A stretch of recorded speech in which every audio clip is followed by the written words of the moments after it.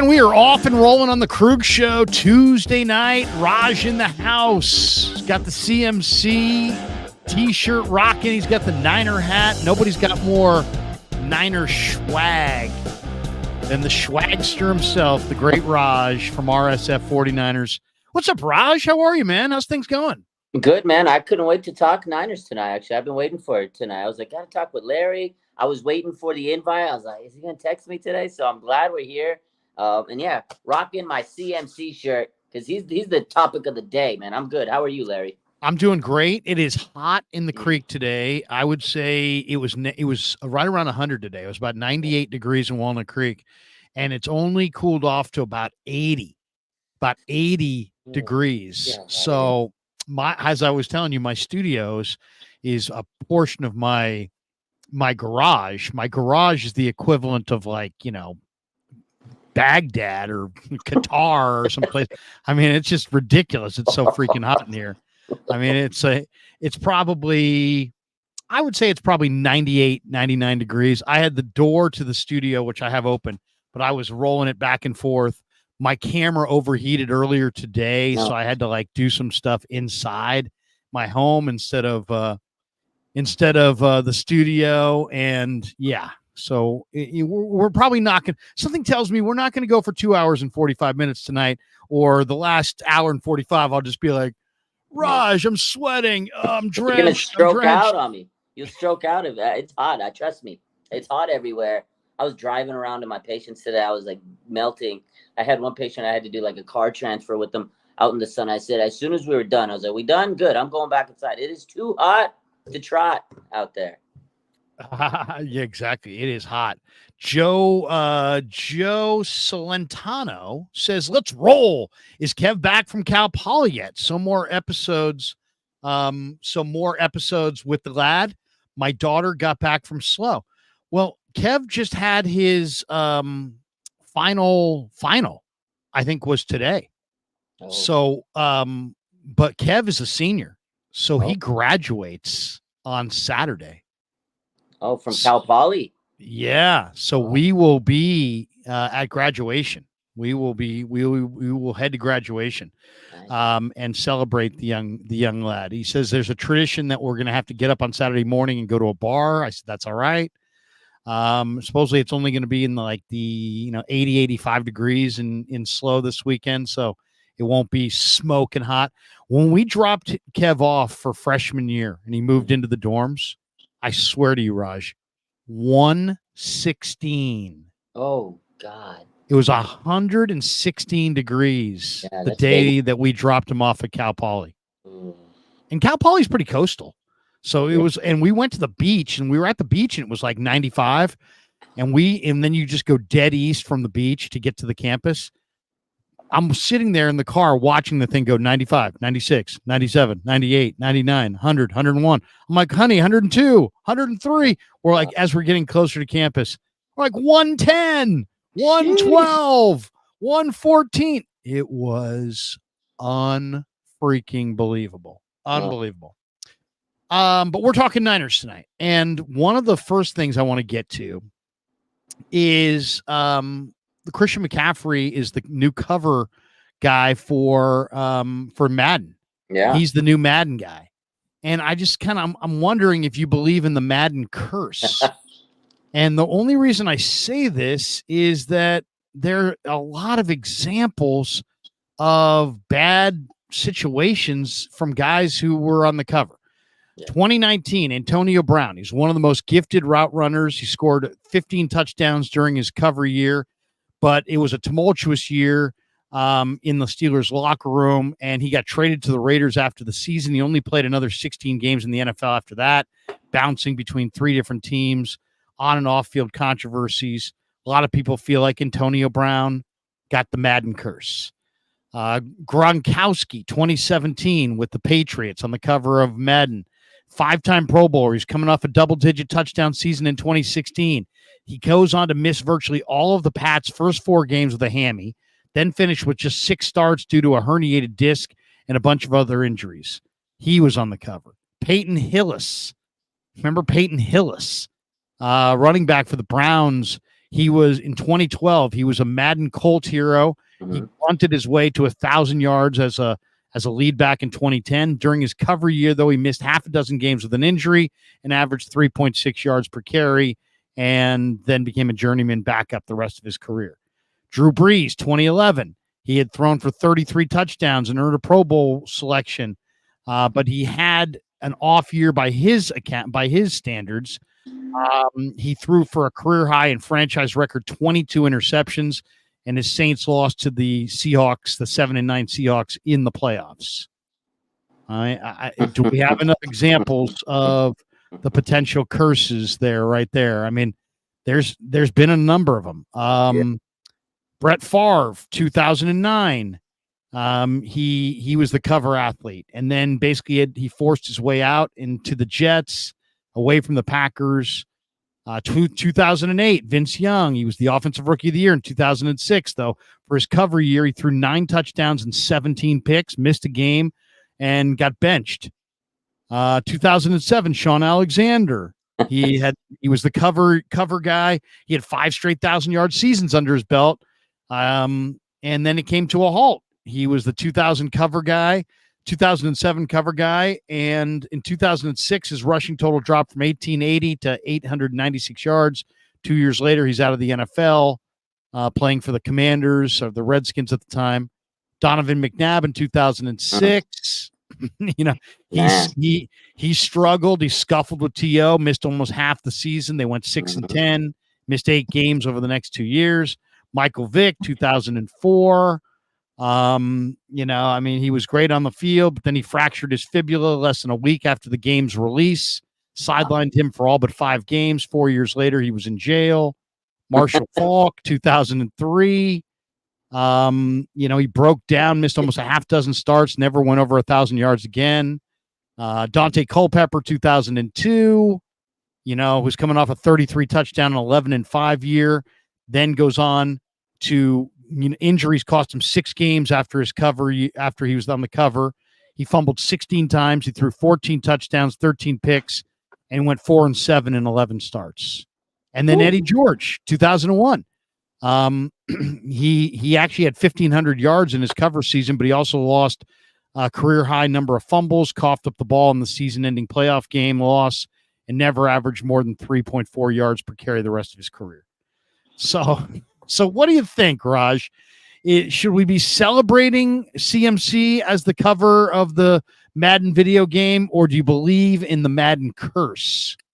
Yeah, great question. That's what a lot of people have been saying today. A lot of Niner fans have been freaking out. Oh, my God, a Niner curse. Actually, before today, there was a lot of rumblings whether or not Christian McCaffrey might have been the cover athlete. There was a lot of rumors. Last week, they dropped a teaser trailer, and there's a voice of the person that they were shooting, and it turned out to be CMC, obviously. But if you listen to that before the news today, and it was like everybody's like, oh, that sounds like CMC, like his voice. People were pulling up the press conference clips to see if they can match it. And then this weekend, there was like this report saying it was Joe Burrow, I think, to like throw people off the screen, like a smoke screen. But here's a couple things. Like, I get it, the Madden curse. Like, I played Madden through my years, and I used to know it's the Madden curse. If you're on the cover, it's bad. And all those things you just said, all the examples, I got a little PTSD when you said that. I wasn't too worried until you rattled off that list. I was like, okay, Larry, you can calm down. You don't have to keep going, Larry. You don't have to keep going.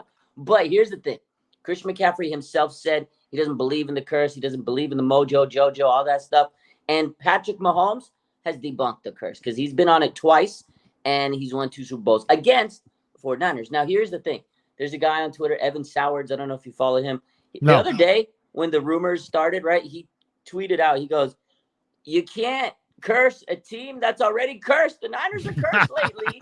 And I feel like this is kind of like the Uno reverse curse. And now we've kind of got the CMC on the Madden cover on the Niners, who are, let's be honest, they kind of cursed the last couple of years. Now we throw the Uno reverse on them, and I think this is exactly what the Niners need. And in all seriousness, I'm so happy for Christian McCaffrey. Look at the week he's had. He turned 28. Yep. He got $38 million extension. He just got the cover of a Madden cover. That's pretty crazy. The first running back in a decade since Peyton Hillis, like you said. They haven't put running backs on that cover for years. The first 49er since 1999, Garrison Hurst. Like, this man he said it was his dream to be on Madden. You know, he played this game growing up. I think all football players did, right? It's like his dream come true. I'm happy for Chris McCaffrey. And in all honesty, CMC is putting running backs back on the map. Like, it is crazy because running backs kind of, they kind of go under the radar. They don't get paid as much. Christian McCaffrey's making being a running back cool again. I feel like, there used to be like this aura about running backs. And I think he's bringing that back. So I'm happy for CMC. I don't think there's going to be a Madden curse because the 49ers already cursed. Now we just reversed it. So I'm happy for CMC.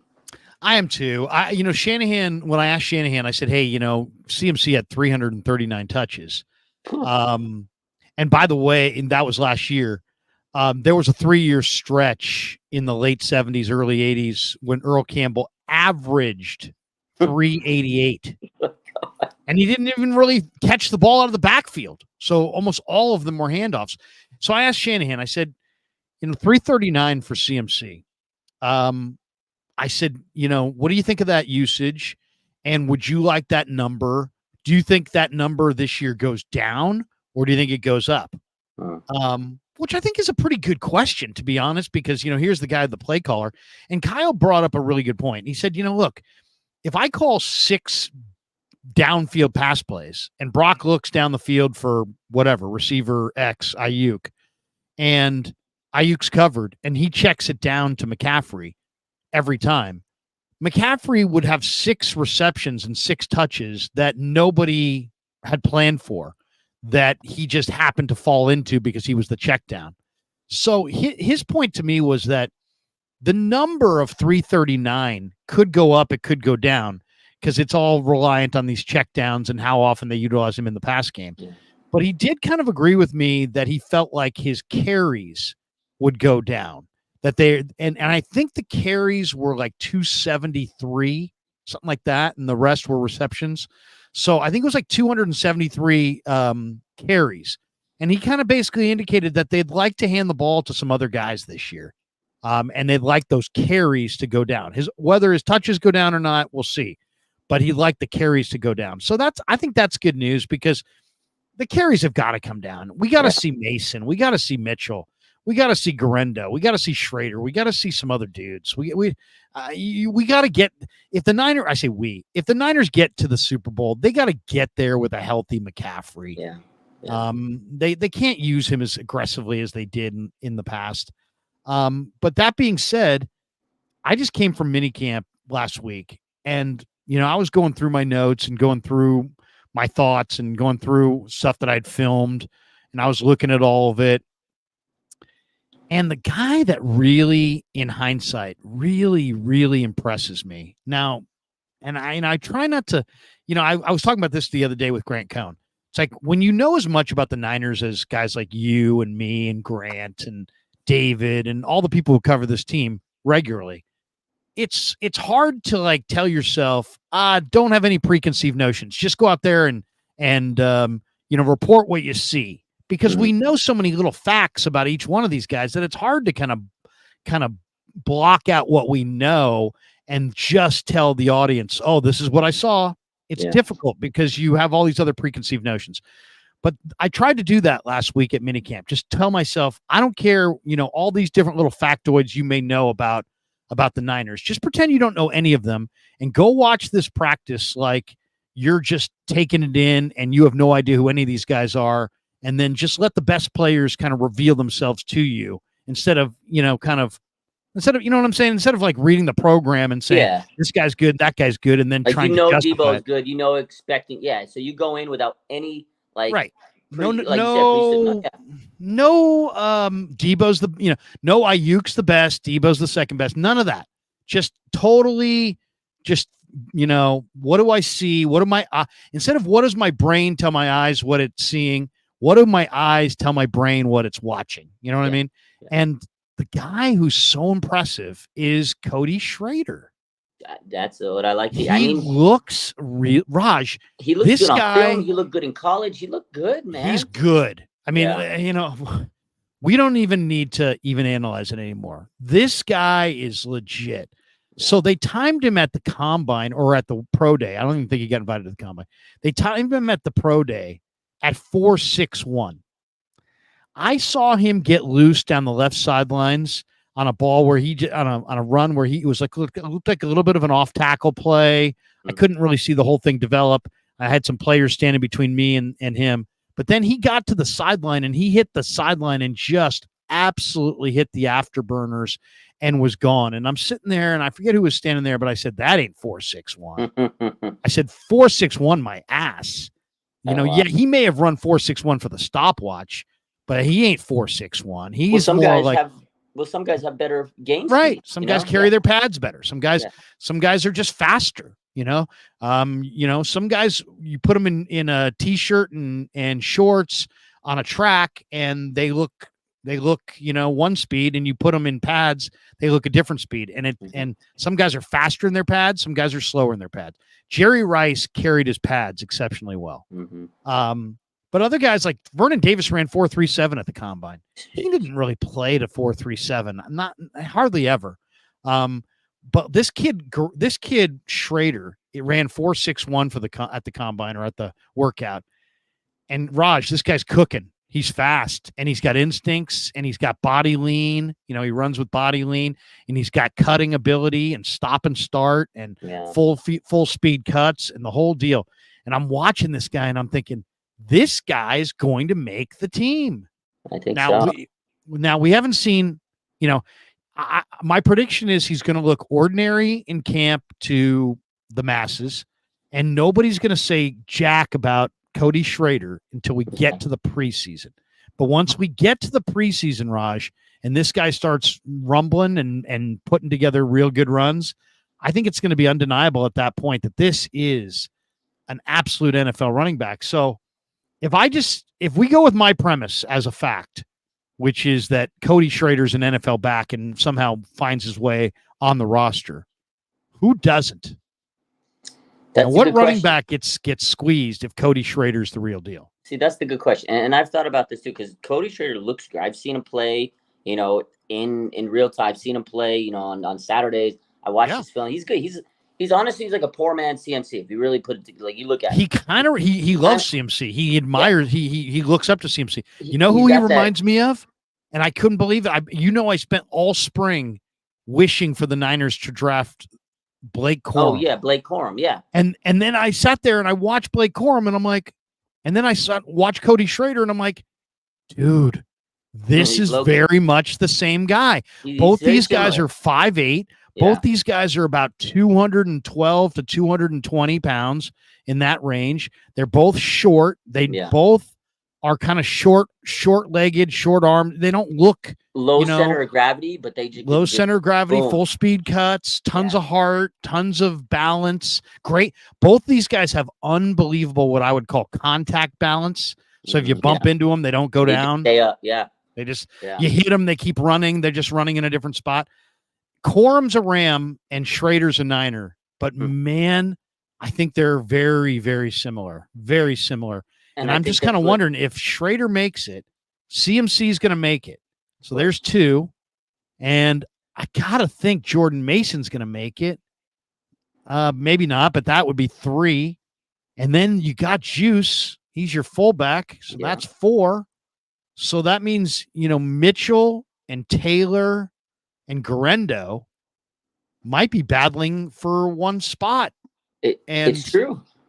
And I don't know how that's going to go. What do you think? And that's the thing. Because, like I said, I thought about this because this guy looks good, and he's undrafted. He went undrafted, and I think because of the 4.61 speed. Now, it really depends on how Kyle plays this guy, and if Kyle sees him and he sees what you're seeing, again, to the lay eye, we might see, okay, he's okay, whatever. But if Kyle believe Kyle will see it.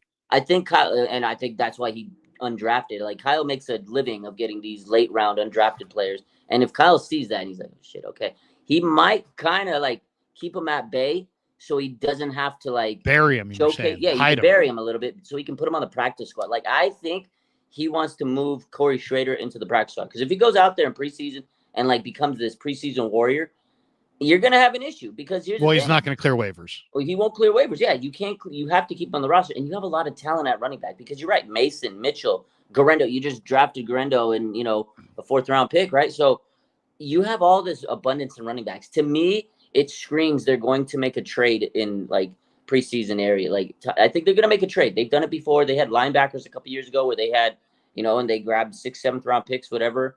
I think Jonas Griffin or something. Jonas Griffith went to Denver. Denver. I think they're going to do something like that. I think Elijah Mitchell is the odd man out because of the fact he hasn't been able to stay healthy. I like Elijah Mitchell. Kyle loves Elijah Mitchell, but his health has been a question. And I think if they can squeeze a 6th or 7th round pick out of Mitchell, I think they'll be happy. Or Mason too. He's another great player who has a great story, undrafted player, and he made it to the starting roster. But if Schrader's that good and you can't deny it, and he's like the next CMC, then you're going to have to keep him and risk. You can't risk him. If he becomes like that good, he's not going to clear waivers. So I feel with that much depth, you got to make a trade. And if you drafted a running back, Garendo, ahead of Schrader, and you cut him, you're going to look like a bonehead. Kyle doesn't want to look like that. So I think, honestly, there's going to be a trade at running back position when it's all said and done. Yeah, no, I think you're spot on. I think you're absolutely right.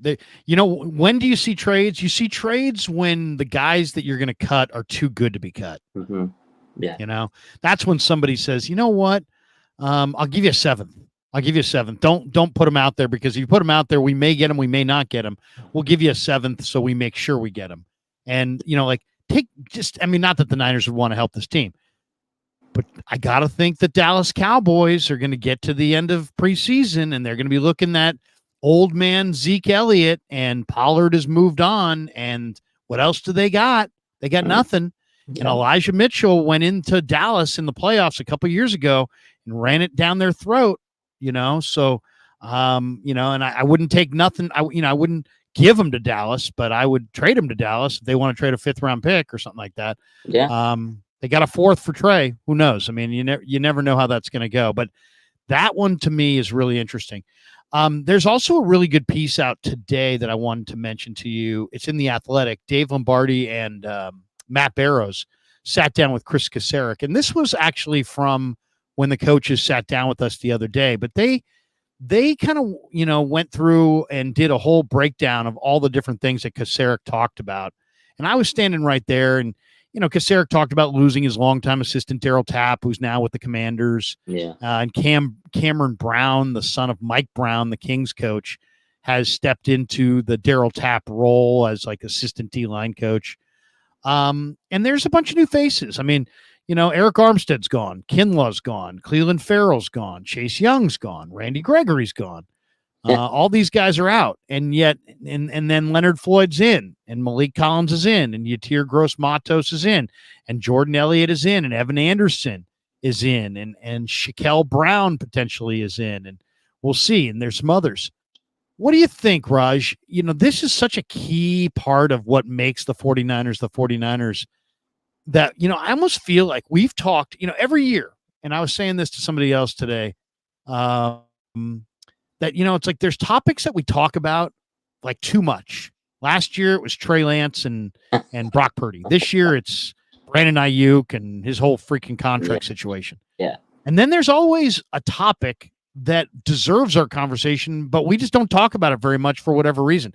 And I feel like this year the topic that needs to be discussed that isn't being discussed is the Niners defensive line and run defense specifically, but Armstead, Kinlaw, Farrell, Young, Gregory gone, Floyd, Collins, Gross-Matos, and Elliott and Evan Anderson in.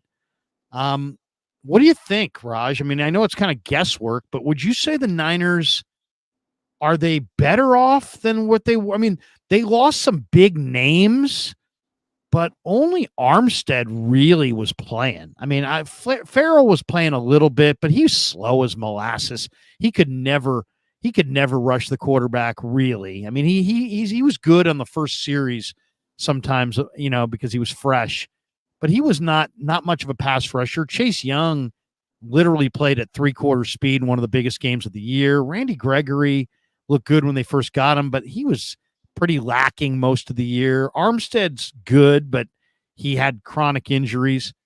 What do you think? Are the Niners, are they improved on the defensive line? Are they, status quo, just with new faces, or is there regression there in your mind?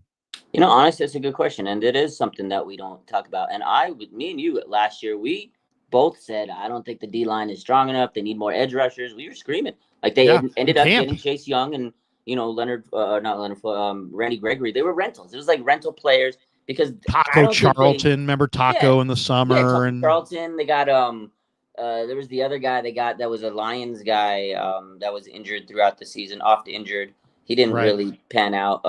They had Kerry Hyder who tried to come back with the team. Like, they were getting players because they kind of missed out on really addressing that D-line. Drake Jackson didn't take that leap that they all expected. He got hurt. Javon Kinlaw, first fresh season, healthy season, he's out. I really feel they upgraded. Malik Collins, Jordan Elliott, those are two guys that have been healthy, perennial players on their team, good run stuffers. Armstead, as much as I loved him, he missed a lot of time over the last 2 years with his injuries, with plantar fasciitis, knee injuries. Hargrave last year, he was a solid addition. He was the big piece. Now he's kind of like this veteran on the line. You got Nick Bosa, who's Nick Bosa, but last year, contract, he kind of started slow. Now Nick Bosa is you can see a difference. He's ready to make up for what he messed up last year. And Leonard Floyd, he's going to be a consistent edge rusher they haven't had on the other side of Nick Bosa. They got some younger guys that we've mentioned. Robert Beal might take that leap this year, and Yetur Gross-Matos. He could kind of be that piece maybe this year that helps kind of be like the Amenahu type guy. Because I feel last year they took a huge loss because they lost Ebucam, they lost Amenahu, they lost all these guys, Willis on the line, right? All these guys that they were trying to replace, and I don't think they did a good enough job in replacing them. I felt like all season last year they were trying to replace those guys they lost in the offseason. I think they did a better job this year in finally addressing that D-line. So I think they'll be better. And that run defense, it shows you how bad they addressed that D-line, because the run defense in the playoffs was absolutely atrocious, Larry. And that, to me, is something they got to improve. And, it's not only just the players. They have a whole new defensive line defensive coordinator. You got Staley, you got Sorensen. So how are they going to implement their defense? How are they going to change things? You got new players on the D-line. I feel like you did address this D-line more. So I think this year it should be better, but we got to see how it goes. As long as they got Kris Koceruk, these D linemen are going to develop. He gets all these guys paid. People have their career years with Kris Koceruk. This man should get a thank you card, a Christmas card from so many players. Arden Key, all these guys got paid because of Kris Koceruk. So as long as he's there, I know they're going to be talented, but really depends on if they can stay on the field, because that's been the issue. A lot of these guys couldn't stay on the field. I got to be honest. I never thought that we'd see 49er D linemen under Kris Koceruk jaking it. Yeah. Never thought I'd see that. Because he coaches with reckless abandon. Yeah. You've been to camp. You've seen him. They're playing music really, really loud. But if they weren't playing music really, really loud, you'd hear that guy MFing everybody, because he's just, he's just screaming at the top of his lungs. And he's just such a high energy coach that I was shocked to see Givens and Chase Young kind of Cadillacing it in a game of that magnitude. And I got to be honest, I was disgusted by it. And I brought it up to Shanahan. He was disgusted by it. Lynch was disgusted by it.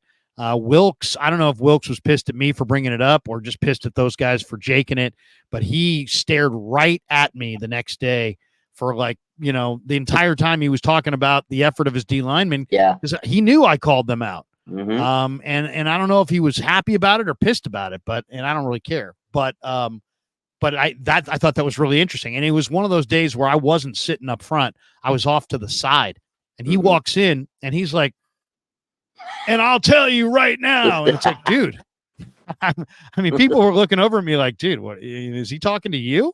And I'm like, yeah, man, it really felt like he was talking to me. But it had to be called out. I mean, I drove down there that day, the day before, the Tuesday after the NFC Championship game, and I'm sitting there going, I have to ask. We Kyle talked Shanahan about it that night, and you said, I'm going to ask him. And I was like, okay. And you did. I know. And I'm like, I have to ask this question. But I'm like, you know what? What I'll do is I'll just wait till the end. Because if I wait to the end, then somebody else will ask the question. But man, I waited almost to the very end, and nobody had asked the question. And so I had to ask it. And it ruffled feathers for sure. But it was also good to see. I mean, the Niner D line in the Super Bowl, they didn't win the game, as we all know. But the D line played with their freaking hair on fire in that game. Yeah, they played better. Chase played better that game. And you know what? They had to be held accountable. I'm glad you asked that question because I remember when it happened, a lot of people thought that was like Grant Konas. So I was like, oh, that's my boy Larry. He's answering. And I was like, okay, oh, Larry, coming with the fire. I didn't want to ask that question, but I was like, you know what? This has to be asked. It did. And then I felt bad because it became a topic of Super Bowl week. Yeah. And now all the national media kind of glums on and, you know, they didn't glum onto it as much as I thought they would, considering it was guys playing 3/4 speed in the NFC title game. But it still was a talking point throughout the week. 49er throwback says, Larry, one thing people don't want to note is that Eric Armstead was loved by the entire locker room. His leadership can't be underestimated. 49er throwback, you're spot on that. He absolutely was loved.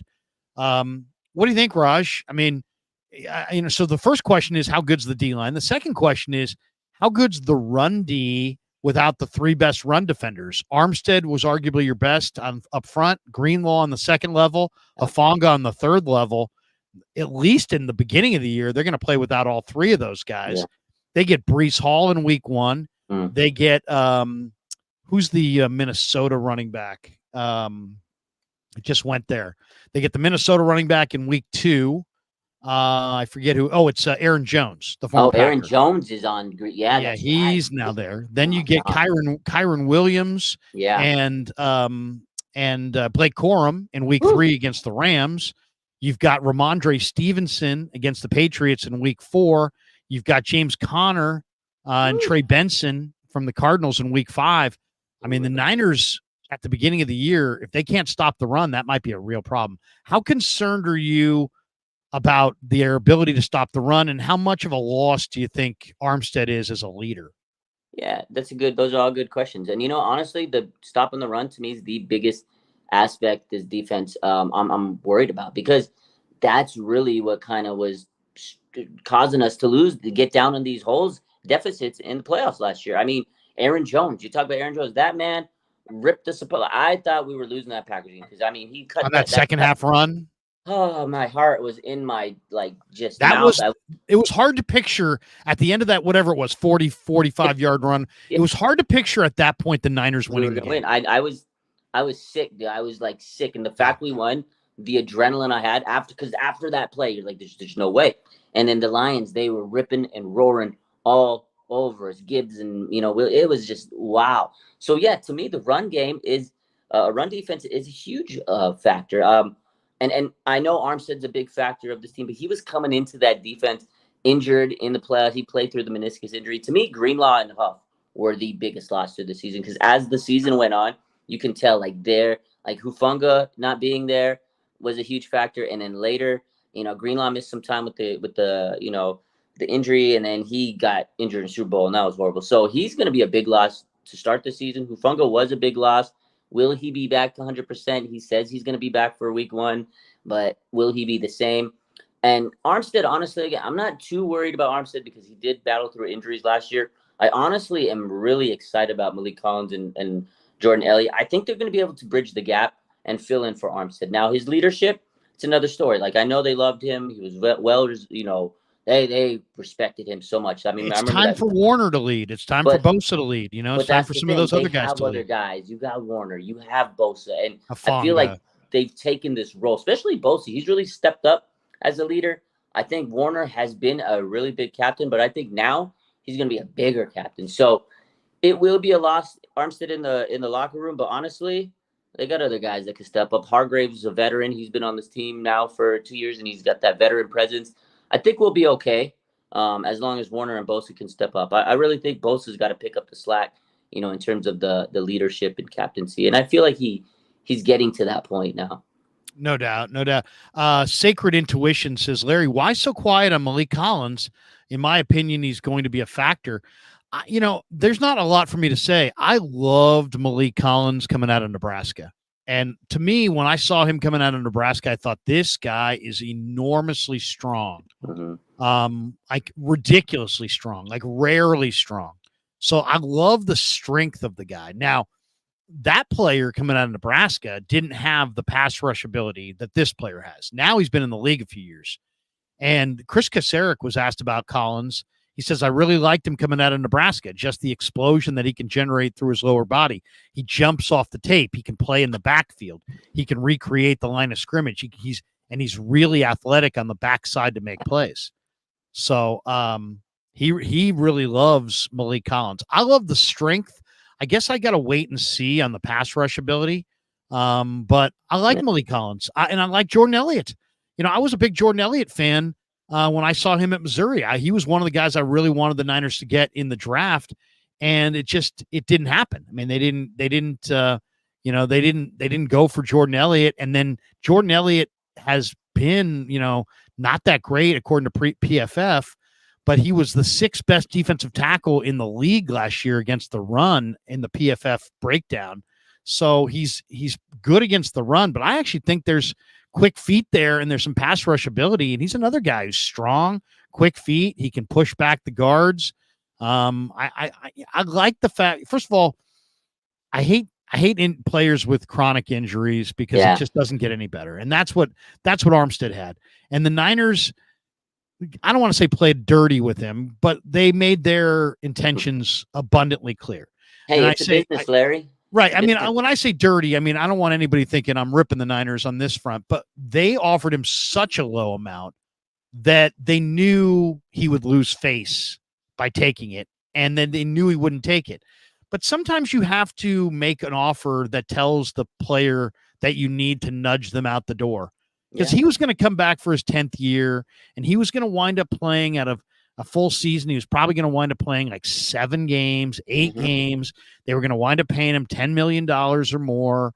And it just, for that, now you got 2 guys for the price of 1. They're younger, they're healthier.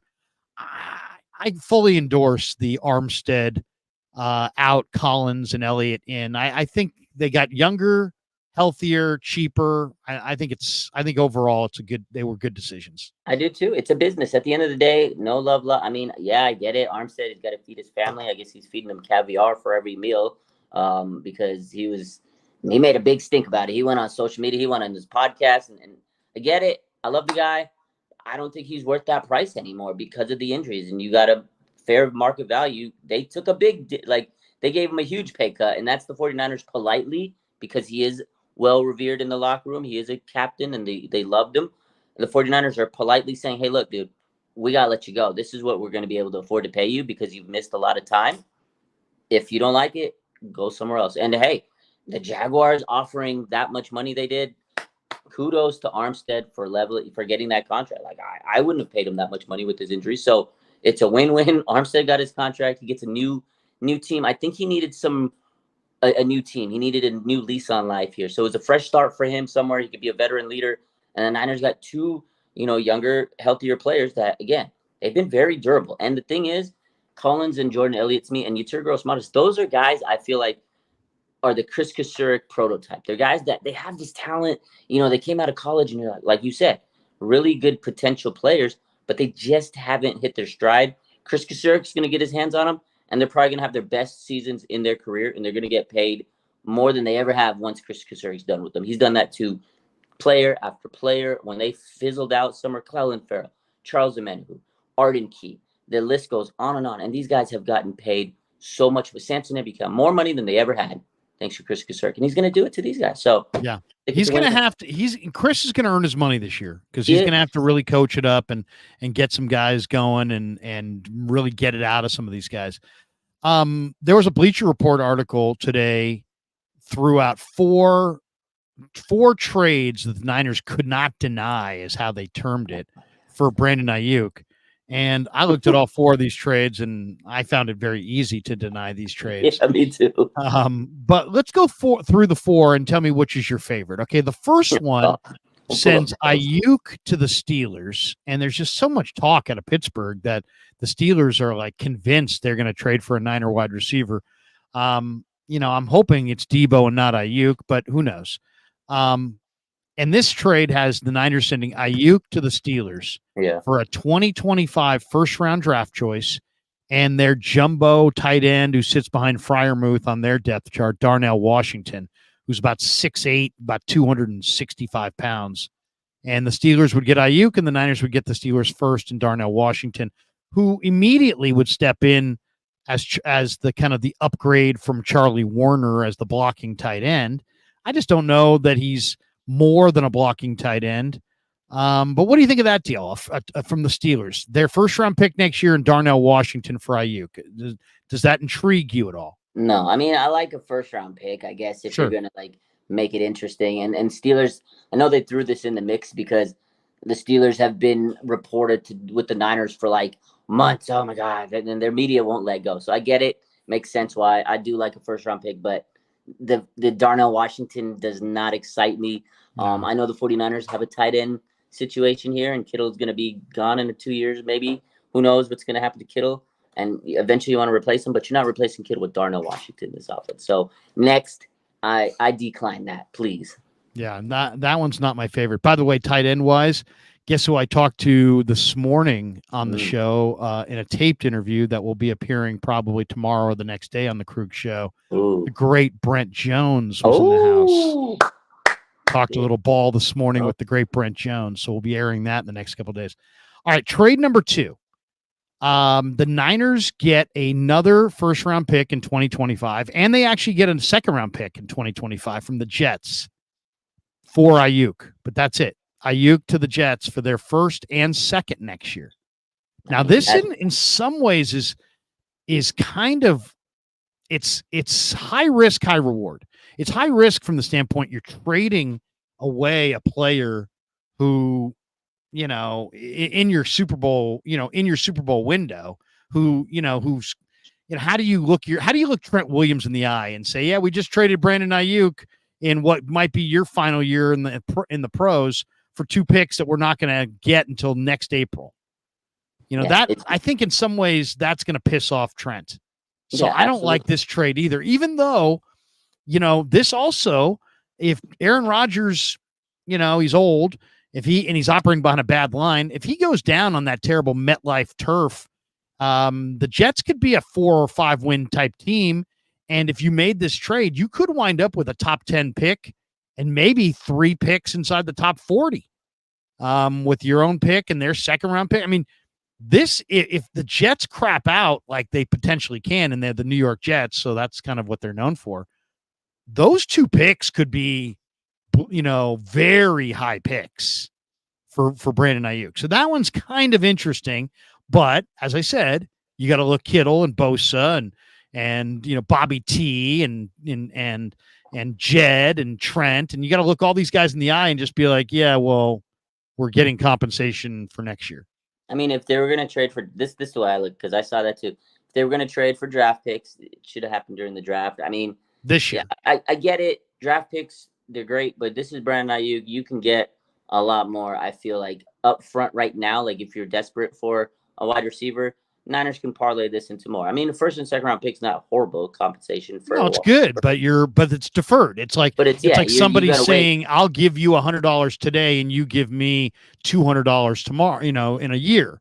Yeah. Well, there's whoever's getting the deferred payment should get more. More, yeah, you should get more than that. Absolutely, right? Because you were waiting for your reward, and then when that reward comes, it's kind of like it wasn't good enough. It was just like, nah, you expected more. So yeah.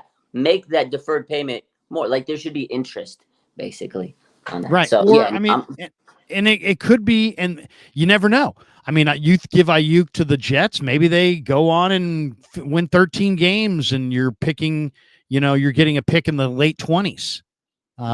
So you never know. You never know. But that's one of them. Okay, so that's deal number 2. Deal number 3 is the Niners trade Brandon Aiyuk to the Packers. And they get Christian Watson and a 2025 second. What do you think of that trade? I mean, that's not bad. You get a wide receiver to replace Aiyuk. Obviously, he's fast and big and young. He's not in the same ilk, but I did like Watson coming out of college, especially when Trey, I was like, oh, good Trey and Watson, put him together. I think he'd be fun on this 49ers offense, but I don't think he's not Aiyuk. I think he's still developing in that, but he's a good young receiver. I don't hate him. A second round pick, again, you're pushing the can down. You're not getting the reward right away. Listen, you lose Brandon. It's probably going to be a late second, though. It's probably going to be like pick 68 or something. Green Bay's great. So this is the thing to me. If you trade away Brandon Aiyuk this season from this roster, their offense takes a hit. You're not a Super Bowl contender. Even if you get Christian Watson, because and here's the thing, Brandon Aiyuk makes this team so much more dangerous than not having Brandon Aiyuk on this team. That's what they got to figure this out, right? You have Debo, you have Kittle, you have CMC. They're all great. But with Aiyuk, this guy is a bona fide route running, just pure wide receiver. And yes, they got Persall, who they have, but he's still young. He hasn't played it down in the NFL. He might get there, but you can't put all that onus on Ricky Persall when you lose Brandon Aiyuk. So you need Aiyuk in this offense, and him and Brock Purdy have such good chemistry. It would be a monumental loss for Purdy. Like their connection is only going to get better. So I think you got to figure it out. Again, I love Christian Watson, but I don't think it's enough for me to trade away Brandon Aiyuk. I agree. To me, okay, I'll maybe just lay this out there. This, in a lot of ways, is the Charles Haley trade. Yeah. You can't give Charles Haley to the Cowboys in their heyday. Oh, Carmen Policy did. Oh, what happened? Dallas won 3 Super Bowls with Charles Haley. So, I mean, you can't do that. Look at Green Bay's offseason. They got Josh Jacobs from the Raiders. They got a great running back.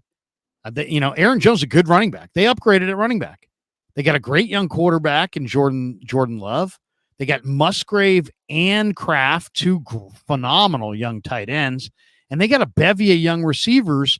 Only thing they really don't have on their offense is they don't have that true number 1 receiver. So now you're going to hand them that true number 1 receiver. So now they have Josh Jacobs, those killer tight ends, the rest of those young receivers. Now they got Aiyuk fronting their receiving core. All I would say is I wouldn't be afraid. I don't live in fear, but I wouldn't trade Aiyuk to the Packers without the Packers paying a premium. Yeah. Like it's one thing to send him to the Jets, the Steelers, the AFC. You send Brandon Aiyuk, it's one thing to send Brandon Aiyuk to the Commanders, some team that maybe in 2 years, 3 years could be something. You send Brandon Aiyuk to the Packers right now, and they could wind up going to the next 2 Super Bowls instead of you, and you could get fired because of that. Yeah, he's sick to his stomach. I would say this. If that offer was Christian Watson and a 2025 first-round draft choice, now you got my attention. Yeah. Or even if it wasn't Christian Watson, if it was one of their other receivers, let's say it was Romeo Doubs or Jaden Reed, who are, good receivers. They're not as big or as fast as Watson, but Dobbs maybe has better ball skills. Reed maybe I would has say better Romeo ball skills. Doubs, might have more potential. But at the same time, it's just bad business to trade to the Packers. So you can't give him get a number 1.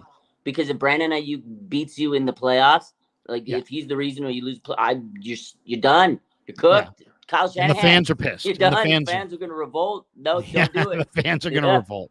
They already hate him. So exactly. So that you can't go that route. Okay, so that's trade number 3. Oh, this is I would make that trade to Green Bay, but once again, I need a first-round draft choice because to me, anything you get from whatever you get from the other teams, you got to get more from Green Bay. Because otherwise, why? What are you doing? Why are you sending him to Green Bay? Okay, trade number 4 had the Niners getting Joey Bosa and a 2025 second-round pick from the Chargers for Aiyuk. Now, I do think this is the most interesting trade. Not because Joey Bosa, because I don't think the Niners really want Joey Bosa. I don't think, between the injuries, the cost, the fact you've got Nick and you've got Leonard Floyd, and Joey's got a bunch of injuries and he's at the wrong age and he makes a ton of money and he just had his deal redone. I don't know. I mean, I wouldn't do that deal either because of the injuries that Joey Bosa's had. And also it leaves you, without a receiver. Yeah. And it's Joey Bosa and a second round pick. But if I could reconfigure that deal to make it Ladd McConkey and a first round pick, I might consider that. Now we're talking. Okay, because now you're throwing another guy with great ball skills, great route running, and you're going to add him to the mix with Pearsall, and you're going to get a number 1 draft choice from the Chargers in next year's draft. Now I'm interested. Bosa in a second, no. McConkey in a first, yes. I would consider that. Yeah. What do you think? The Bosa second round pick, that is the worst one of this. I saw that. I was like, oh my God, I almost threw up. I almost threw up when I saw that, Larry. Listen, Bleacher Report, especially Bleacher Report, BR Gridiron, they're clout extraordinaire. They know how to post like that's a clout post. And I saw that, I was like, oh my god, how many times? I think they've made this like Aiyuk trade scenario post like 4 times this offseason already. Like they're getting bored. It's the offseason, so they needed some of the post. But that one to me was the worst of all because Joey Bosa, the man's an injury risk. I love the guy. I mean, he's Nick's brother, and it's cool, but he's not worth it. He's gonna get hurt. Unfortunately, there's a high risk he would. I mean, I hope he doesn't, but there's a very high risk that he would get hurt. You know, and I think they put that on there because Niner fans were like, oh, the Bosa brothers play together, but honestly, no, please don't let it happen. I remember there was a couple weeks ago, there was rumors the Bosa brothers going to come on, and almost every Niner fan said, don't do it. Joey Bosa's injury prone. You can't do it. No, please don't. Get Khalil Mack over him. Like, don't, because of the injury risk. And you're right. You're losing a wide receiver in Aiyuk if you make that trade. And then a 2025 second-round pick, just like we said, you're not guaranteed to get anybody like that's going to be a star to help you that's impactful maybe if it's a later round pick, if the Chargers do good. And, you know, that's not enough for Brandon Aiyuk. And yes, I get it. We got Purcell, but we still need to see if Purcell's going to be that guy in the offense. Like, I think eventually he could replace maybe Debo or Aiyuk in this offense. Not in his rookie season. I think it's going to take some time. How many targets is a Purcell going to get in this offense, you know? And if you take away BA, it's going to be like you need to get it together right now, Ricky, and he may not be at that point yet where he needs to be. So I wouldn't like that trade. You know, like, so of those 4 trades, your favorite trade would be which one? Okay, if I had to pick one, because I don't want any of them. If I had to pick one, honestly, I would probably take the Pittsburgh one because you get a first-round pick, and I don't expect Pittsburgh to be that good. So I think it'd be a pretty decent first-round pick. And I mean, we do need a tight end. So Darnell Washington, I mean, it would be horrible. You can add him onto the mix, and you get a first-round pick. So if anything, if I had to, gun to my head, Larry, I'm trading him to Pittsburgh. I you know, I redid some of these trades and changed some of the people around. So, but I mean, of the way of these 4 trades, the way they're written, I wouldn't do any of them. Yeah. I wouldn't do any of them. If I had to do one, I guess I would probably do the Darnell Washington because, as you said, they need a tight end. And, you know, they do get a first-round pick, and that pick's likely to be, you know, middle of the first round probably. And so that makes sense. I can't look Trent Williams in the eye and give away Brandon Aiyuk for 2 picks and get nothing but picks. I can't trade him to Green Bay, knowing where Green Bay is in their development as a Super Bowl contender themselves. And I really don't want to help out Harbaugh, and I don't want Joey Bosa and all those injuries. So if I guess I would say Darnell Washington and that first-round pick, but I'm not in favor of any of them. Now, last topic here. There's an article out on online, story by Shervan Fakimi, who wrote this article, the 2 best 49er trade targets to round out their 2024 roster. And he's advocating the Niners trade for Treylon Burks, who was the receiver that went from Philly to Tennessee, right? Yeah. Or no, the draft pick. He was the draft pick that went to Tennessee in the A.J. Brown trade. And a lot of people compared him to Debo coming out of Arkansas, but he's a little stiffer, a little thicker, a little slower. I can see why they compared him to Debo, but he doesn't have the explosiveness of Debo. So that's one guy. And the other guy was Damari Mathis, who I think played for Denver, and I think he's a defensive back. Okay. I don't know a lot about Damari Mathis. I'd have to study Damari Mathis. But what do you think? Do either of those names intrigue you? Treylon Burks, and if not, if you could add one piece to the puzzle for the Niners, what do you want to add? It doesn't have to. You don't have to name a particular player. You could name a position. But if you could add one piece to the Niner puzzle before camp, what would you want to add? Yeah, neither of those guys excite me. Too much for you? Yeah, they don't do much. They're not on my radar. So please don't get those guys. I mean, I can see why people say they get a defensive back or something. Honestly, I think it wouldn't hurt to get a safety. Hufanga, the injury, right? We talked about him. Will he be 100%? He's aiming to be ready for week 1, but you need an insurance for him because last year when he left, they had to go sign every safety they could under the sun. Eric Harris, Logan Ryan, all these guys. So I wouldn't hate them going to get a really solid veteran center or safety. Jair Brown, we expect him to take that leap, but how good is he going to be in year 2? I think he could be really good, just like Hufanga when he was in year 2. He took that really big leap. But you do need some insurance for Hufanga. I think you go and protect that, that move. And they tried all offseason to get another safety, but it was the fact of the matter is most of the safeties that we're trying to get wanted to be a starter, and they need a guy that's okay with saying, okay, I'm that insurance policy, and if something happens, I'll be a starter, but if not, I'll be backing up. So they got to get a guy like that's okay with that, a good veteran like Deshaun Gibson was like that. He was great, and then he started and he flourished. So something like that, maybe he'll come back. Yeah, something like that. Buda Baker would be nice. Buda Baker, nice. I mean, nice. that would not be bad. That's the perfect guy right there. That's the perfect guy. Yeah. And they're set at corner. They could use a safety. They got a bunch of linebackers, and it was interesting to see Fred Warner say D. Winters has had the best offseason of anybody. Pretty deep on the D line, deeper on the O line. They could probably use a tight end. Pretty deep at wide receiver, pretty deep at running back, pretty deep at quarterback. Though I'll say this, if I was saying winners and losers from minicamp, to me, the winners would be Darrell Luter, who I just think looks phenomenal, and Cody Schrader. But the losers, and I hate to say this because I hate to put them both in this loser category, but man, I just was not impressed at all by Brandon Allen and Josh Dobbs. I thought those guys just looked really like, I don't think the Niners, like they didn't win any games last year without Purdy, right? They started the one game with Darnold against the Rams, they lost. Mm-hmm. I don't think they can win any games without Purdy. I don't think Dobbs can win games. I don't think Brandon Allen can win games. And I'll go as far as to say I think Tanner Mordecai is going to wind up beating out those guys and being quarterback too. You think Tanner Mordecai is going to be QB too? I do. Oh I do. I do.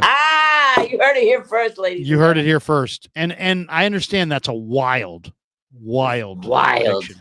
I know there's a lot of people going, what are you talking about? But I really do believe that Tanner Mordecai is accurate in a short area and he's fast. And most of the passes in this offense are short intermediate passes. Yeah, here we go. We got this one from YouTube user.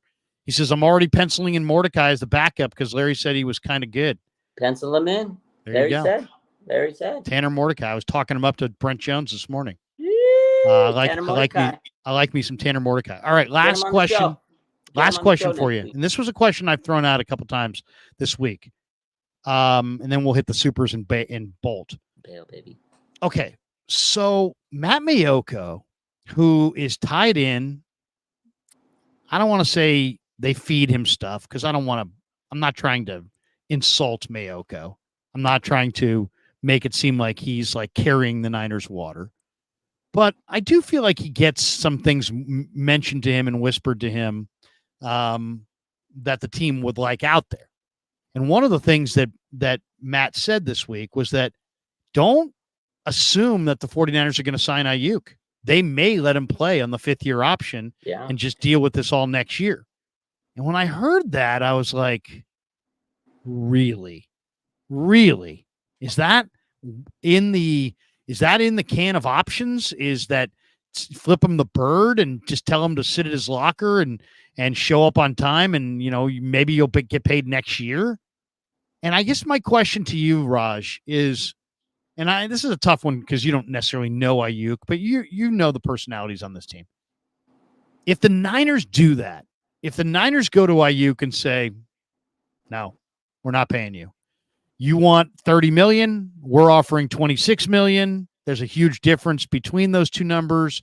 We're not budging, and if you're not budging, then you can play on the 5th-year option at 14.2 or whatever it is, and we will try to revisit this again next year. Okay. If that happens, does Brandon Aiyuk, is he a pro?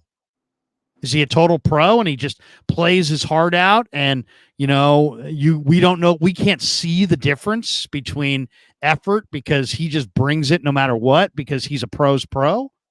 Or does that piss him off? Does he pout? Does he stew? Does he make himself an island unto himself in the middle of that locker room?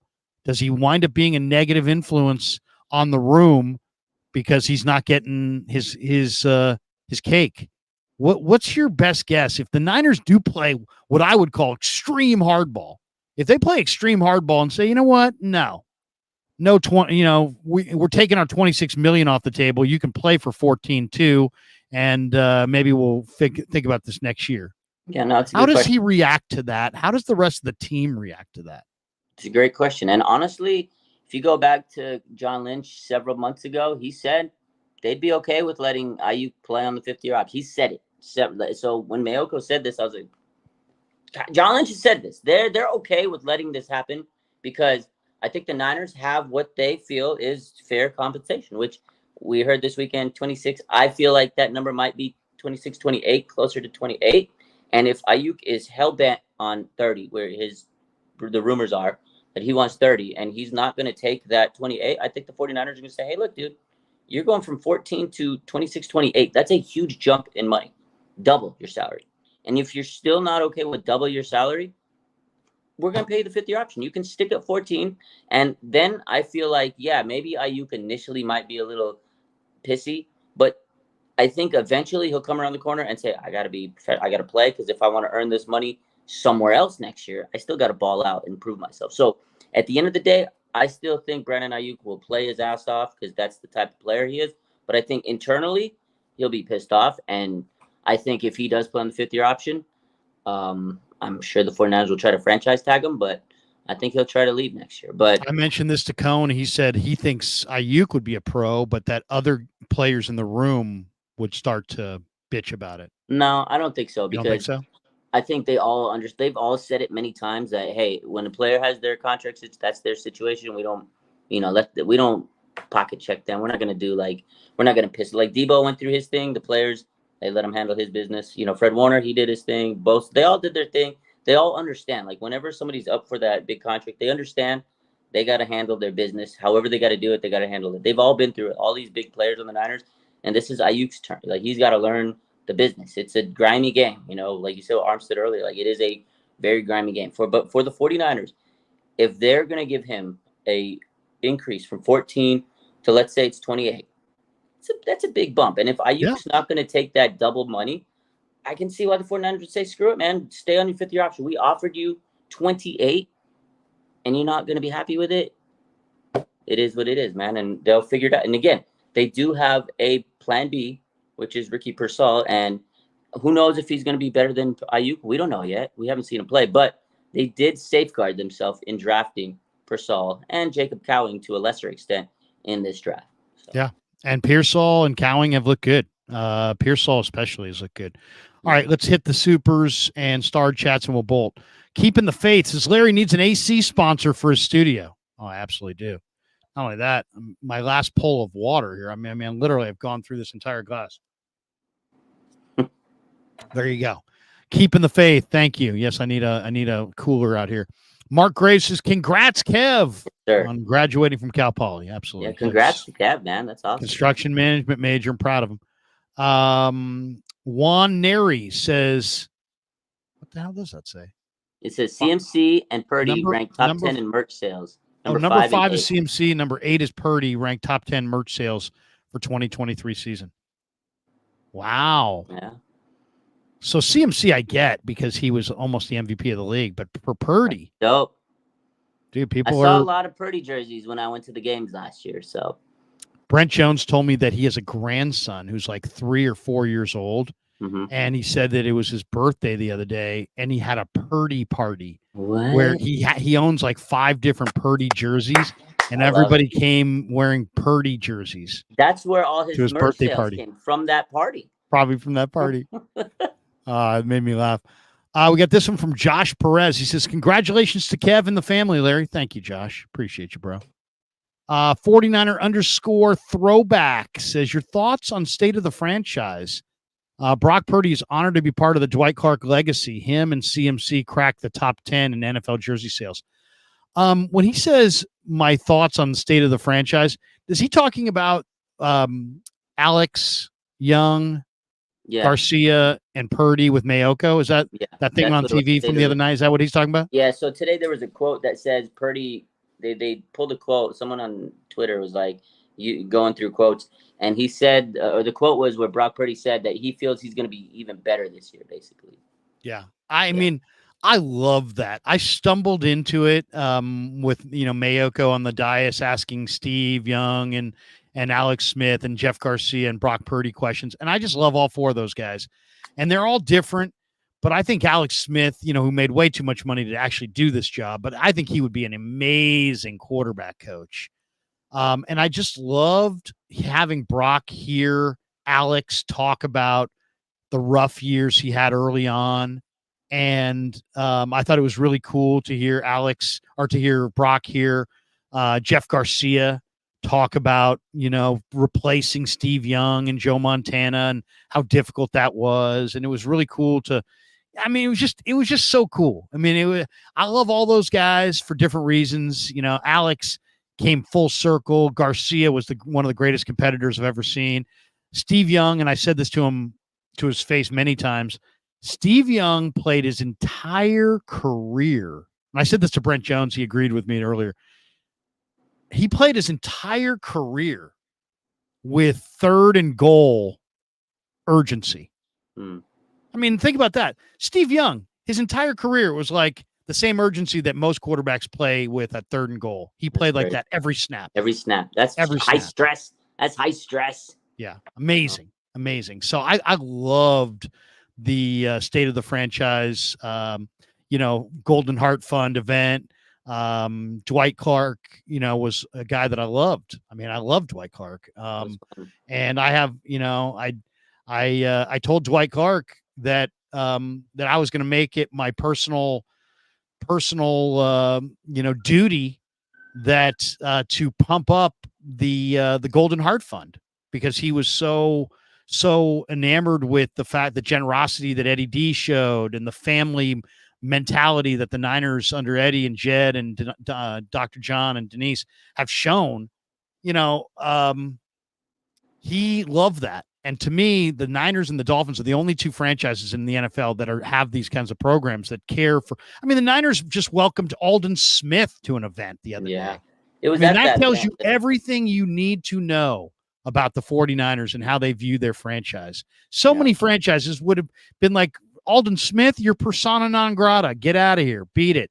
You had 18 and a half sacks for us, but you had problems and this and that, and didn't shed a great light on the franchise, and get lost. Not the Niners. The Niners, Keena Turner and Guy McIntyre and Ronnie Lott and Harris Barton and Brent Jones and Steve Young. These guys are like, come on, once a Niner, always a Niner. Let's put our arms around you and help you lead the best life you can lead post-career. I think that's it. I think that's so cool, man. They bring him in to kind of help, give him a second chance, and he's around them, and they've really helped him, because I was at that event, and that's what they're saying. Like, and that's it was so cool that he was there. Yeah, it was cool. I was like, damn, man, they really helped this guy kind of battle his demons, and he said he's in a better place because the alumni has reached out. Like, these guys, millionaires, some of the best players ever, they brought him in their circle, and they didn't shut him away because he made some bad decisions in life, but they were like, look, man, you're still one of us. And I think that in his mind, he's like, well, shit, that's amazing. So that's dude, awesome. I mean, there's a lot of people walking through life going, nobody cares, nobody cares, nobody cares. And when you find out that somebody does give a shit, it's like you're sitting there going, wait a second. This is pretty cool. And the fact that the Niners still are like, Alden, come on in. We love you. You're once a Niner, always a Niner. You need help post-career. We're here to help you. I love it. I mean, to me, Raj, I got to be honest. I don't want to be hokey and silly and all that. You know me, I'm pretty serious. But that makes me feel good about being a 49er fan and having a channel like this where we devote so much of our content to 49er content, because I'm proud to say that the franchise that I root for takes care of their own in a league where that's the exception, not the rule.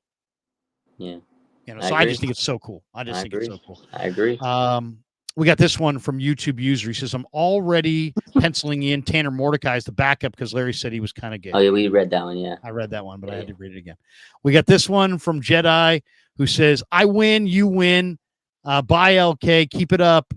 Butt slap. Sup, Raj? Up, Jedi. Jedi. Just dropping a 20 spot and then just saying butt slaps. There you go. There you go. Butt slaps.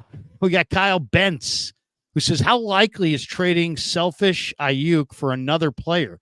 Don't need that selfish distraction in a Super Bowl year. Plus, the Madden cover never helps. I will say this. I don't know that I feel comfortable labeling Aiyuk as a selfish player. This is the guy who sprinted downfield to block. Who was that? What play was that where him and Ray sprinted downfield? It was Pittsburgh Steelers, 65-yard run. CMC sprints to the end zone. You had Ray, Brandon Aiyuk, block, boom. Who does that? Nobody does that. These wide receivers are selfless. They're very, big time block. They help this team. I don't say, and I get it because he's in a contract situation. They said the same thing about Bosa. They said the same thing about Debo, Kittle, and Warner. Yeah. Every year somebody goes through these contract extensions.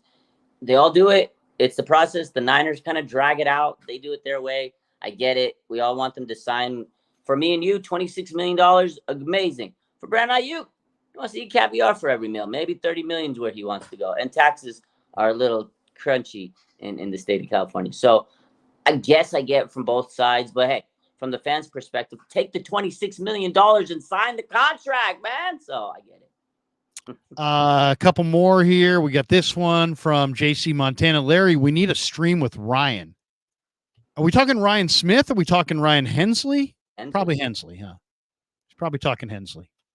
Yeah. I did see that Ryan Hensley's son is going to UC East Bay to be a high jumper. So congrats to Ryan Hensley's he was like son. Posting stuff on his son. I didn't really. He's like big time, dude.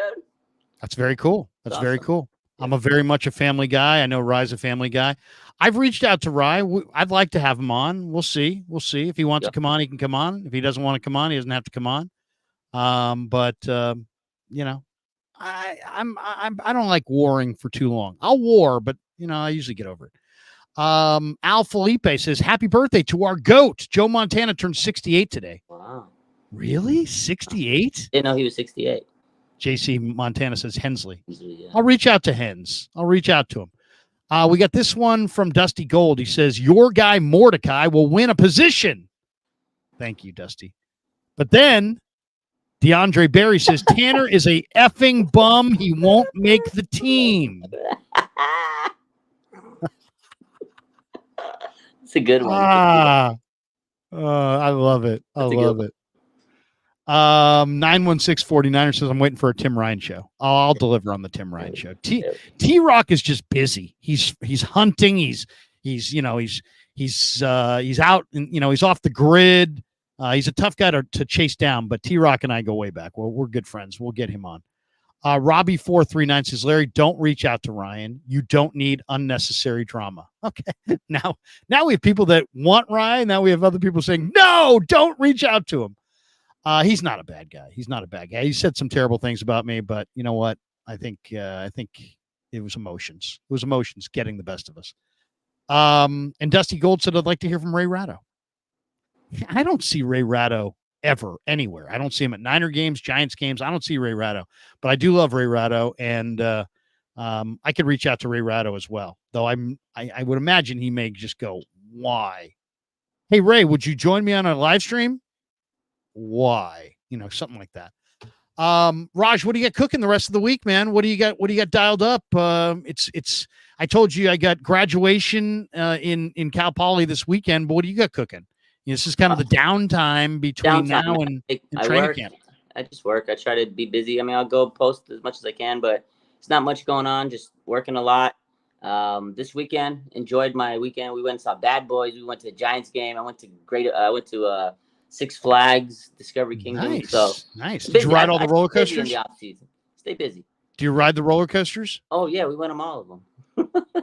I'll tell you what. When I was a kid, I could ride those roller coasters like one after another. But now I ride the roller coaster twice, and I'm like, it's a little. I'm gonna hard. yak. I'm not gonna lie to you. I'm gonna yak. I went on the Wonder Woman ride. I never went on this. I've been on Superman and all the ride, the Joker and all this. So now, where is this? Like, this is in Vallejo in Animal Kingdom. Okay, yeah, I've seen it. Yeah, we're going the old Marine World. Yeah, Marine World. So my daughter's like, let's go on the Wonder Woman, and I look at it. I'm like, I don't know if I want to go. I don't know. I was like, let's go. She's like, come on. It was the longest 3 minutes of my life. I thought I was gonna throw up. I had a headache afterwards. I was like, oh my God. I was like disoriented. I was like, all right, we need a water break. I needed to get some food. That ride messed me up. I mean, all the other rides I rode every ride with her, but that ride specifically, because it's like this big thing and it rocks and then it spins and I was like about to throw up. That ride, I would never ride it again. So I've seen some Instagram roller coaster videos that are just some of these places in the Midwest just have the most ridiculous roller coasters with just unbelievable drops. To me, though, the one that I'll never forget, I went to a bachelor party in Vegas. You know the roller coaster on top of is it New York, or the Stratosphere, right? No, not the Stratosphere, because I stayed at the Strat during the Super Bowl week this year. No, this is New York's got a you get in the elevator or get in the roller coaster in the casino. So it's 58, 60 degrees, whatever. It's cold in the casino, right? So now it was a June bachelor party, and we had just gotten off the plane. We're about ready to go to dinner. We hadn't even really started drinking yet, thank God. So we're like, let's ride the roller coaster. So we get on this roller coaster, Raj. It's, as I said, it's 58 degrees. It's 60 degrees inside the casino. It feels cool. Well, now the thing starts creeping up. Boop, boop, boop. Yeah. And it's coming out of this. Now we're outside. Well, it's Vegas. It's June. And even though it was like 7:00 at night or 6:00, it was like 98 degrees. And you just feel this blanket of warmth hit you, right? And it kind of felt good. I'm like, it feels kind of good. Then the roller coaster and around and up and down and this and that. And then you got that kind of the 97, degrees on you. You got a little bit of a sweat going. You've been tossed and turned. Now it pulls back into the casino. Yeah. And it's 58 degrees again. So now you're sweating, but it's kind of cold sweat and you're kind of nauseous because you just want to. I sat there. My buddies were like, I'm like, dude, they're like, Krueger's down for the count already. I'm like, dude, just give me like 3 minutes. All right. Just give me like 3 minutes. Let me just sit down for like 3 minutes. I'll be fine. But dude, I seriously thought I was going to yak right there in New York. I'm like, oh my God, I'm at a bachelor party. I haven't even really started drinking yet. We haven't even really gotten into it. And I felt like I was going to yak. Yeah. So roller coasters in heat and then putting you in cold, the hot to cold, the cold to hot, back to cold, back to hot, back to cold. Oh, it was rough. It's rough. Yeah.